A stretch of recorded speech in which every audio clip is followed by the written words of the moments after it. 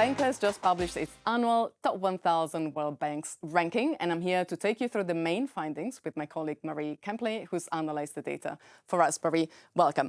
We know that banking, the world of banking, has had a really good year in 2023. We've been monitoring, of course, the financial statements of all the big banks since they started releasing this information. But of course, what we couldn't have known until now was how really significant the improvement had been in terms of profitability for some markets, some banking markets around the world compared to others, which is what our ranking allows us to do. And we are also now noticing some pockets of concerns that are really starting potentially to bubble up, and then we will continue to monitor. So Marie, let's start with the positive stuff. What has been particularly exceptionally good in 2023? Yeah, as you say, a really interesting year for banks. And I think certainly by recent historical standards, in terms of, as you say, profitability, really, really strong. And that was driven by, of course, we saw central banks hiking their interest rates, and that's really fed through into the profits of a lot of banks, particularly in Europe, actually, who, again, by historical standards, recently haven't done so well. So we actually saw record pre-tax profits across banks across the board last year, 1.53 trillion US dollars worth of profits. So that's the highest ever level on record. And in terms of pre-tax profits across the board at banks, there was a 14% increase on average last year. So, generally across the whole piece, quite a strong year. But as I say, within Europe, if we zoom in, that was probably the most impressive market, I would say. Pre-tax profits across banks there increased by 40.7%. So yeah, really, really strong increase. And within Europe, actually, a couple of really outliers. Yes, absolutely. So Switzerland, we look at 155% increase in pre-tax profits year on year between 2022 and 2023, and Italy 72% increase. So some really strong profitability there. And as I say, this really goes back to those central bank interest rate hikes that we saw, to stabilize inflation. And in kind of layman's terms, what's happened is the banks haven't evenly distributed how they've passed that through to their customers in terms of savings and loans. So on the lending side, they've hiked their own rates that they're charging customers. And on the deposit side, they haven't increased those rates by as much. So they've been able to increase their net interest income by that mechanism. The question, well, in fact, I don't want to jump ahead. Maybe you were about to ask me a question about this. What's happening now that the interest rate environment is normalizing. And there is a flip side to the high interest rates because, of course, that puts a lot of bank clients and customers under pressure. Obviously, with all these things, there's always a bit of a time delay sometimes as well in terms of what central banks do and then what banks do for their own customers and also the circumstances that their customers are experiencing.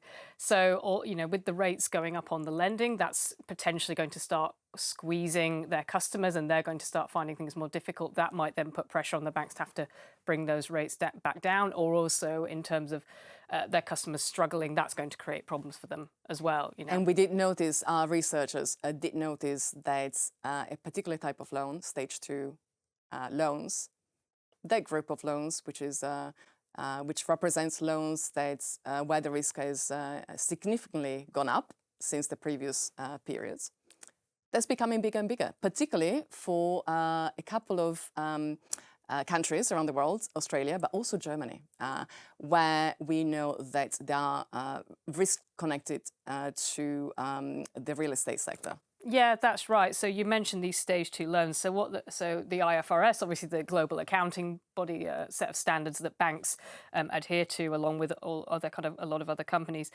There's 3 stages of credit impairment, to use the kind of terminology, and we're looking at these stage 2 loans. So they're not the ones that have completely soured yet, but they are starting to get.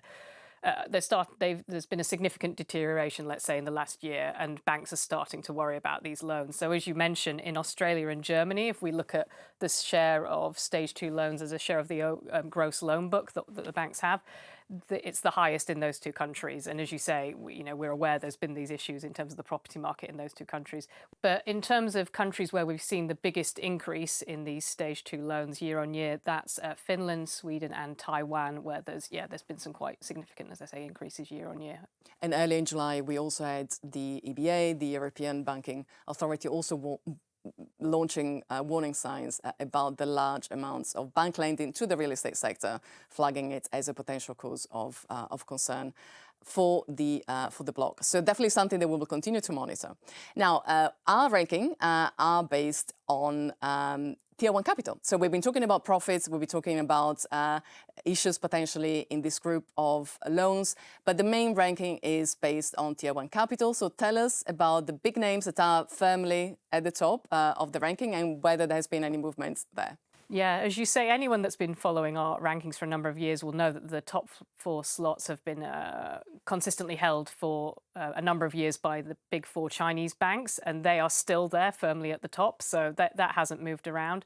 But I think their kind of dominance, I don't want to start predicting anything too soon because that's always dangerous, but I'd say maybe that dominance is not looking as strong as it was, with it for the last few years. So although Tier 1 capital has increased this year at those 4 banks, it's not increasing as fast as it was, say, a few years ago, and also at those big 4 Chinese banks. I think the top 3 have seen actually this year pre-tax profits decreases. And also there's bigger questions at the moment about the outlook for the Chinese economy. And I think in April, Fitch actually downgraded its outlook for 6 state-owned Chinese banks, which includes all 4 of the ones that are at the top of the Banker Top 1000 as well. So yeah, I think it's something for us certainly to keep an eye on because it really has been just a solid position for those banks for a number of years, and we'll see what kind of happens going forward. So some other pockets of concerns to monitor. Yeah. But the top 10 positions within the ranking are very much occupied by Chinese banks and US banks. And that was one of the things that really became much more solid this year, because previously, in the previous ranking, we had one European-based lender, which has now been overtaken by a Chinese name. So tell me a little bit about that. Yeah, you're completely right. So it is now, as you say, completely a story of Chinese and US banks. And actually, just as kind of side note, that we saw this year a US bank having its the biggest pre-tax profits on record. That was JP Morgan. So for kind of similar reasons to what we've been talking about in terms of the European banks and the circumstances that have enabled that to happen, JP Morgan has had a really strong year as well in terms of its net interest income. But kind of parking that into your question, yeah, there was for a number of years, HSBC was hanging in there as the kind of last European bank in that top 10 rankings. It has now dropped down and it's in 11th position. It's been replaced by another Chinese bank. So I think there are 6 Chinese banks and 4 US banks now in the top 10 and no European banks. And so we should say that obviously this is based on Tier 1 capital. If we look at assets, we still have 3 European banks, HSBC and 2 French banks.